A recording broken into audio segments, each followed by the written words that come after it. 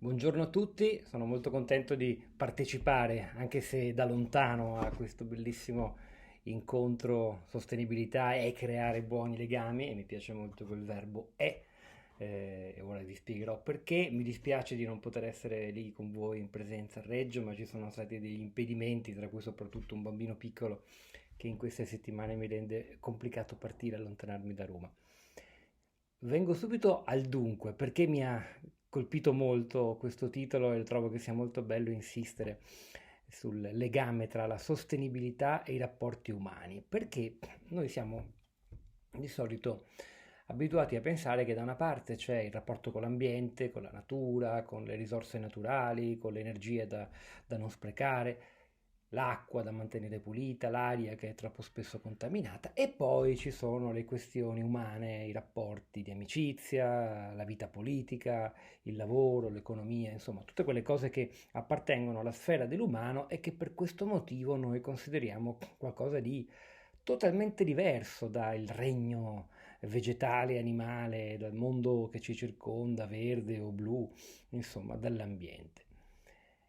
In realtà questo è un errore di prospettiva e per cambiarlo bisogna cercare di decostruire un po' entrambe le immagini, cioè quello dell'ambiente naturale come un regno dove l'uomo non c'è o non ci dovrebbe essere ed è completamente altro rispetto alla nostra vita quotidiana, e poi invece l'idea di un ambito umano tutto slegato dalle cose della natura. Questa- Questo nesso profondo invece che ci consente di andare un po' oltre queste due immagini, secondo me sfuocate, insomma, se non proprio sbagliate, ve lo voglio esprimere attraverso il racconto di un personaggio storico che ci fa fare un salto indietro in realtà di 200 anni, ma come capirete è in realtà estremamente attuale. Il suo nome era Alexander von Humboldt, un nome altisonante, era un nobile prussiano, quindi il territorio dell'attuale Germania, nato e cresciuto nei pressi di Berlino, in un castello di famiglia nella località di Tegel, dove è questo dapprima bambino che rimane orfano di padre soltanto a 9 anni e deve crescere con la madre molto opprimente e il fratello che si chiama Guglielmo, eh, manifesta subito un grandissimo amore per l'ambiente naturale, per le piante, gli insetti, tutti gli animali che corrono nel bosco intorno al palazzo di famiglia. La madre, che è molto esigente, molto conservatrice, anche obbliga questi due ragazzini a studiare con i loro precettori, sempre chini sui libri. In realtà lui appena può scappa dalle noiose ore di studio con i suoi maestri e se ne va nei boschi. È talmente negligente come studente che a un certo punto addirittura i suoi precettori si chiedono se Alexander sia, dicono, in possesso delle ordinarie capacità intellettive, cioè ci chiedono se sia un po' scemo o limitato nell'apprendimento. Pensate, in realtà lui si rivelerà un vero e proprio genio da adulto. La sua è una vita sempre all'insegna di questo grande amore della natura che quando ha 20 anni lo porta a essere già in realtà un grande intellettuale, un grande scienziato, un amante delle piante, perché lui è un botanico prima di tutto. E anche a formulare un'idea di natura che è molto diversa da quella che avevano i suoi contemporanei, ma diciamo la verità, è un po' quella che abbiamo anche noi in realtà. La natura, cioè, come un grande mondo senza anima, senza pensiero, quindi meno degno rispetto all'essere umano, che invece è il soggetto dotato di pensiero, di scienza, di tecnologia e che quindi ha tutto il diritto di allungare le mani sulla natura circostante, sulle risorse e farne un po' quel che vuole, piegarla ai propri fini, saccheggiarla, depredarla, come stiamo facendo noi da quasi 2 secoli, più o meno dagli anni in cui Alexander muoveva i suoi primi passi. L'inizio della rivoluzione industriale, che è la grande storia del progresso, certo scientifico e tecnologico, ma anche una grande storia di saccheggio della natura che, attenzione, ha prodotto grandi benefici all'essere umano, l'aumento dell'aspettativa di vita, la lotta contro le malattie, l'aumento della popolazione, ci mancherebbe. Ma noi dobbiamo chiederci se l'unico modo per ottenere questi risultati è appunto con questo spirito predatorio di saccheggio naturale. Alexander in realtà vorrebbe, la sua curiosità è insaziabile, è anche un bel esempio, insomma, di ragazzo che da un lato non vede l'ora di viaggiare per mondi lontani, nei mari del sud, in Africa, in Oceania, in Sud America, e dall'altro però è un po' vittima della mamma che è molto oppressiva, lo vuole tenere sempre in casa e lo costringe a studiare ingegneria delle miniere, al punto che lui diventa poi molto presto ispettore delle miniere di Prussia, che è un mestiere importante, sì, e gli consente anche di fare un po' di studi naturali, di viaggiare, studia le rocce, le muffe, l'umidità sotterranea. Inventa addirittura una macchina respiratoria e una lanterna per rendere più sopportabili le condizioni di vita dei minatori. Però lui in realtà sogna molto altro. Vuole andare a conoscere la natura, quella inesplorata, quella che hanno raccontato i grandi viaggiatori del tempo. Eh, Però non ce la fa, rimane vittima anche del proprio stesso conformismo, non vuole dare questa delusione alla mamma che è tanto contenta di vederlo inserito in un mestiere importante nella buona società. A un certo punto però, quando lui ha già 27 anni, quindi è grande, la sua mamma muore. Era così poco amata, viene da pensare, che né Alexander né il fratello Wilhelm andranno al funerale di questa signora. In compenso ereditano molti soldi. Alexander diventa proprio ricco e non ci pensa due volte, abbandona subito il suo mestiere di ispettore minerario e comincia a lavorare al suo grande sogno, che è organizzare una spedizione per andare a studiare la natura selvaggia, quella più lontana dalla sua Prussia, che è fredda, arida, grigia per la maggior parte dell'anno. Va a Parigi, poi non riesce a fare nulla perché in quel momento la Francia è in guerra, non ci sono navi, poi si sposta in Spagna insieme a un amico che diventerà il suo compagno di viaggio, botanico come lui, e riescono a ottenere dal re di Spagna la concessione per visitare le colonie del Sud America, che all'epoca erano tutte di proprietà della corona. I due amici, botanici e esploratori, partono dunque alla volta del Sud America a bordo della nave Pissarro, carica di tutti gli strumenti di misurazione disponibili all'epoca, e ve lo dico subito, danno avvio a un viaggio che è tra i più formidabili nella storia della scienza. 5 anni ripercorrendo il continente latinoamericano in lungo e in largo, dal Venezuela, scoprono addirittura un fiume che collega l'Orinoco con il Rio delle Amazzoni, poi finiscono nel cuore della foresta amazzonica, dove Alexander scopre l'esistenza di una quantità di specie animali, di insetti, di piante, di fiori meravigliosi che stanno sopra la sua testa quando con la canoa naviga nei fiumi, dentro queste che lui chiama le gallerie verdi, formidabili. Lui cataloga con dei fogli, ripiega le piante, i fiori che può portare via, scopre una quantità di cose che erano del tutto ignote alla scienza europea dell'epoca. Poi arriva in cima, scalano un vulcano di 6.000 metri, arrivano quasi in cima al Chimborazo, che è questo gigantesco monte nel cuore dell'Ecuador. Arrivano a un'altitudine che all'epoca non raggiungevano neppure le mongolfiere, immaginatevi, tra i ghiacci, i crepacci, loro avevano addosso soltanto delle scarpe di cuoio, un cappottino di lana, qualche pezzo, niente più. Era il 1804, del resto non c'era l'attrezzatura tecnica da montagna che esiste oggi. E lì in alto Alexander ha una intuizione fondamentale, la sua prima, cioè che guardando il paesaggio giù a valle, il mondo in realtà è uno solo. La natura non è qualcosa di separato dall'essere umano. Noi non ci possiamo chiamare fuori in nome della cultura, della civiltà. Siamo parte di un medesimo sistema, di un orizzonte di fronte al quale sì, noi possiamo usare le armi della conoscenza, studiarlo, approfondirlo, in qualche modo gestirlo, ma in primo luogo rispettarlo. Questo è il punto fondamentale. È un'intuizione in totale contrasto con lo spirito dell'epoca, ma in fondo anche con le epoche successive, che baseranno, come dicevo all'inizio, il progresso industriale, scientifico e tecnologico su un'idea completamente diversa di natura, come qualcosa di separato, staccato, subordinato all'essere umano.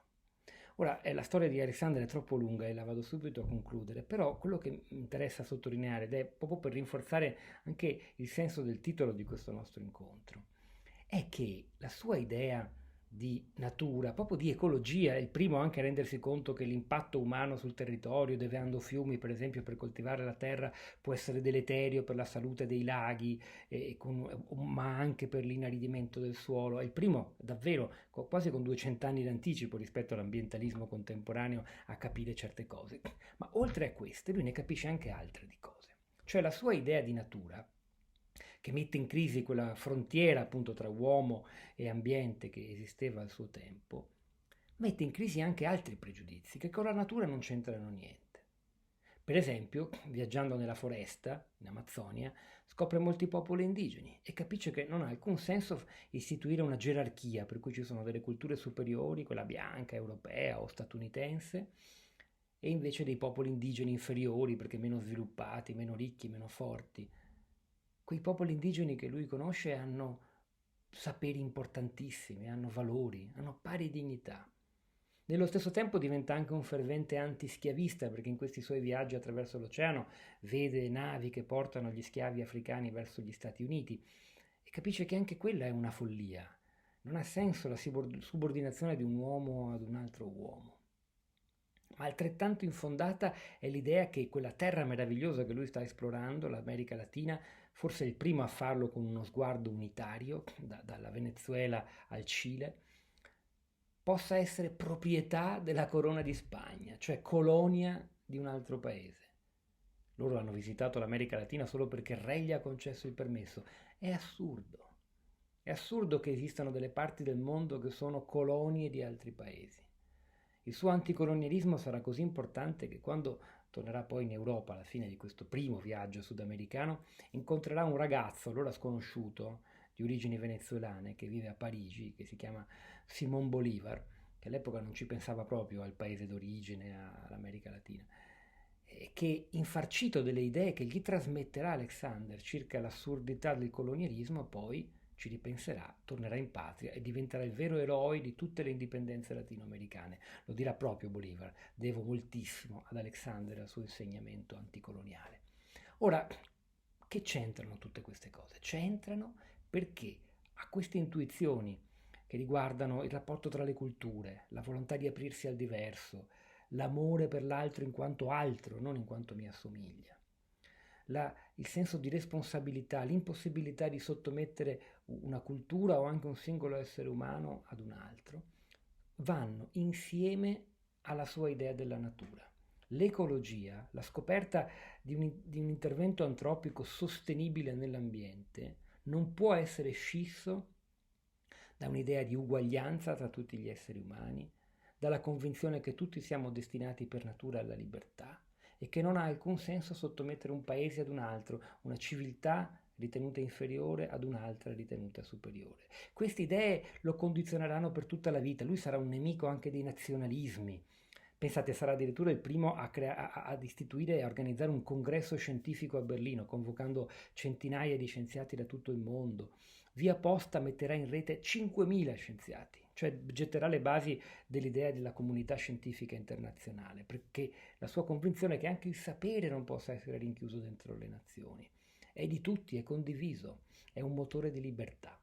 Ora, questo esempio, tornando a noi oggi, 200 anni dopo di lui, cioè un grande filosofo della scienza italiano, Telmo Pievani, mi fece capire qualche tempo fa che von Humboldt è il vero progenitore di Greta Thunberg, dei ragazzi di Fridays for Future, di tutti i ragazzini, anche bambini che scendono in piazza per l'ambiente. Beh, noi oggi possiamo elaborare la sua storia, capirla, farla nostra, è bellissima peraltro, piena di svolte, di avventure, ne farà tantissimi di viaggi in giro per il mondo, per capire che se vogliamo davvero bene al mondo che ci circonda, all'ambiente, alle piante, agli animali, beh, dobbiamo voler bene anche agli umani e che le due cose non sono scisse. Avere un atteggiamento nuovo, diverso, rispettoso nei confronti dell'acqua, dell'aria, del verde pubblico, nella gestione dei rifiuti, insomma tutte quelle cose che ci rendono ecologicamente responsabili, significa anche impegnarsi per le persone che stanno peggio di noi, per quelli che si sentono isolati, emarginati, sono tantissimi oggi nella nostra società.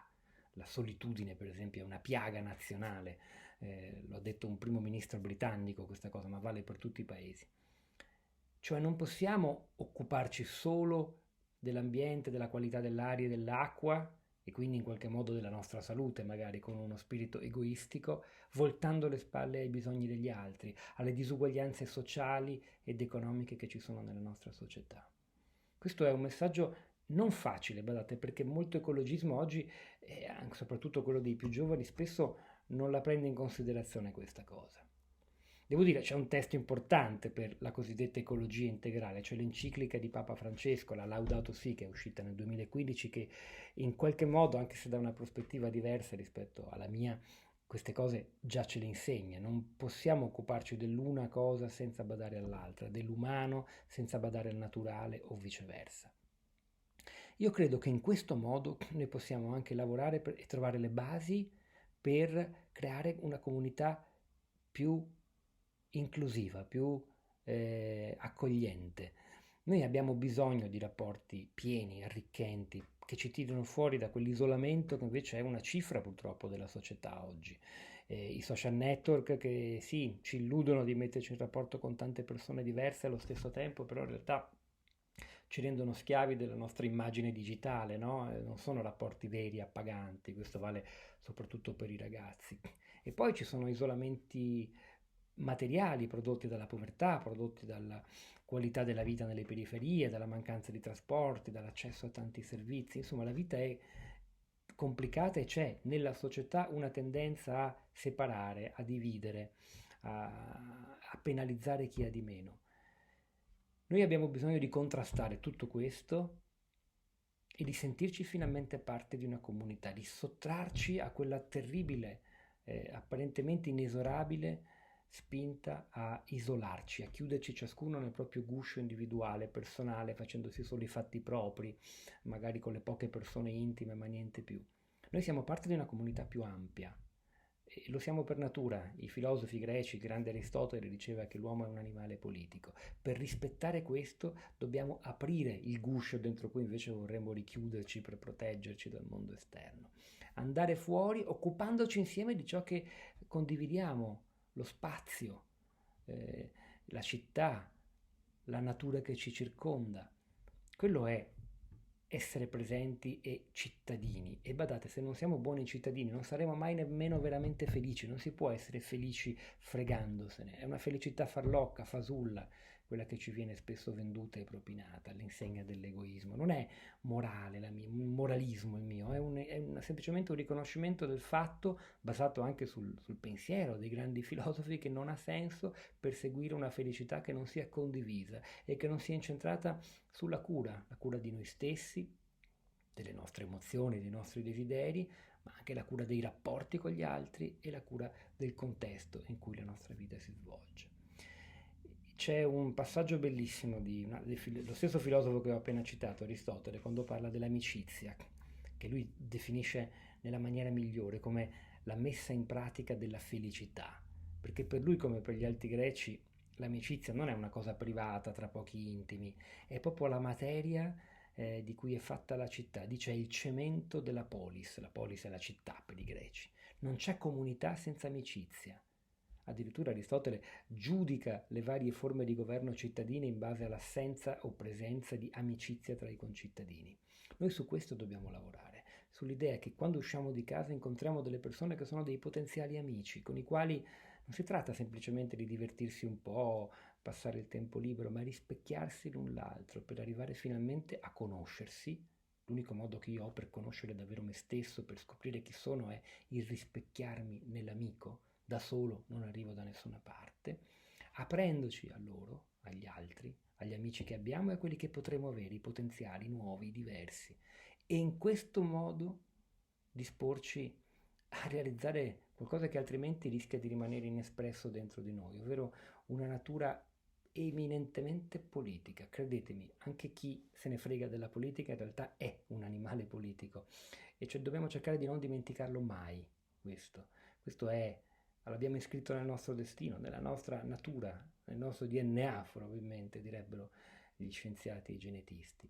Non possiamo farne a meno e il modo per avvicinare questo modo di essere, questo modo di stare al mondo, che in fondo è quello che ci spetta in quanto umani, è coltivare nello stesso tempo la sostenibilità in chiave ambientale e i legami con gli altri, ma non solo i pochi altri che ci assomigliano, tutti gli altri, anzi, chi è diverso da noi a volte vale di più per la nostra felicità di chi ci assomiglia. Questi sono alcuni spunti, stimoli che spero vi possano essere utili, in cui io credo fermamente. lavoriamo su noi stessi, sugli altri e sul mondo che ci circonda, sugli elementi naturali, con la stessa passione perché in realtà lo sforzo è unico. Grazie davvero.